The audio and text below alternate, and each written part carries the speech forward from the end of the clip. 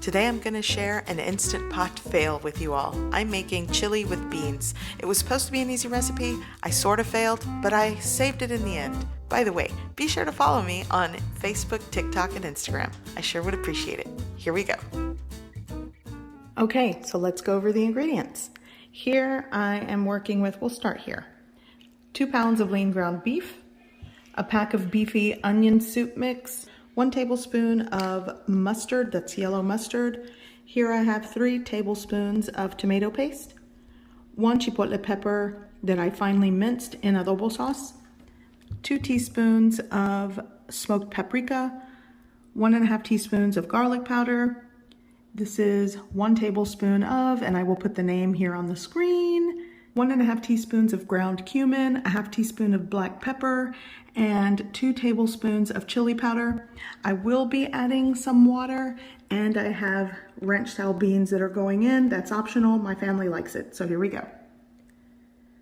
Okay, so I'm going to put it on saute because I want to saute my ground beef first. So at this point, I'm adding the ground beef. I'm going to break it apart and saute. Everything is starting well, normal for an Instant Pot recipe. By the way, I was experimenting with this. So once it's cooked and a little bit browned, it's more cooked than browned, I'm going to add my dry seasonings and spices. Here I've added the paprika, the granulated garlic powder, the chili powder, the cumin, the pepper, and I'm going to bloom these seasonings so they sort of become aromatic and warm through. Now for the tomato paste. Give that a mix. Next, I'm going to add my seasoning packet. You could use regular onion soup mix. This was the beefy onion soup mix. Now I'm going to add my chipotle pepper and adobo sauce. I just finely minced that, and it does not make this spicy. Here I'm adding my yellow mustard, and I'm just going to combine everything well and continue cooking this. Now I've added that sauce. You know what it is. Give it a mix. I was going to add the brown sugar, but I typically like to add the light brown sugar when I'm using kidney beans. By the way, cancel the saute. So I skipped the brown sugar because the ranch style beans kind of have a sweet chili flavor to them already. But if you're using kidney beans or pinto beans, you can add the brown sugar. So now I'm adding my 2 cans of beans, sauce and all.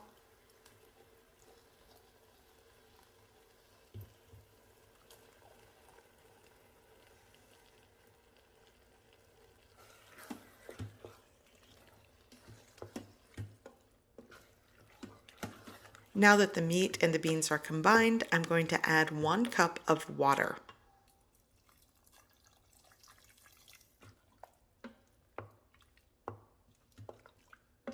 Once it's all mixed, I'm ready to get this started. So I'm going to cover with the lid, and you want to make sure you close it properly. So now I'm going to set it to sealing, and I'm going to put this on pressure cook for 10 minutes. It doesn't take that long.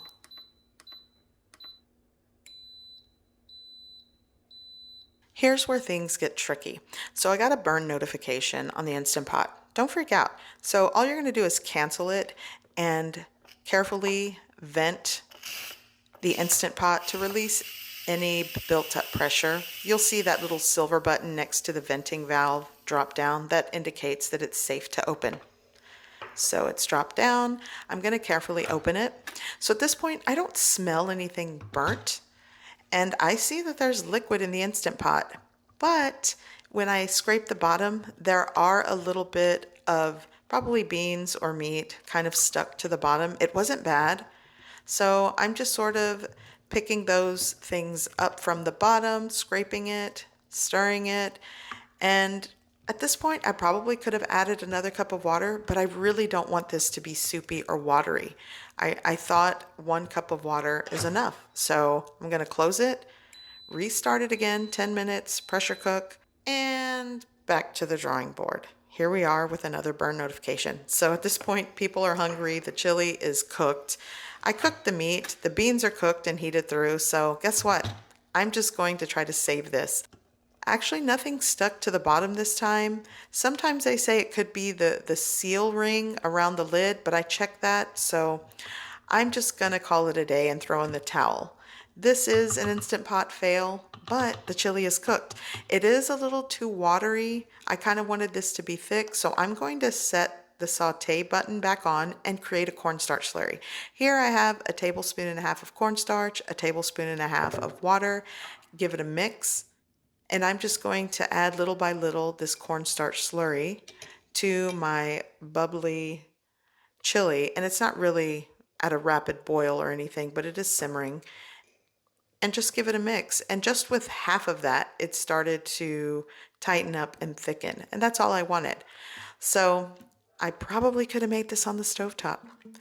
I think if I were to make this on the stovetop, do everything the same, but just add 2 cups of water, let it simmer for 20 minutes on low, and tighten it up with a cornstarch slurry. And you'll have chili.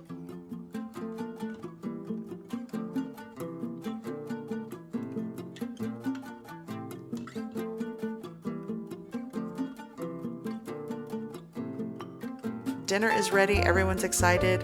I tried, I failed, but I saved dinner, and that's all that matters.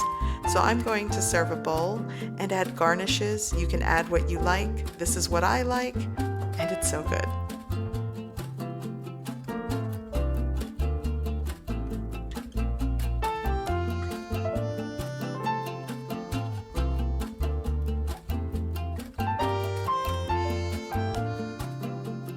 I hope you give this recipe a try.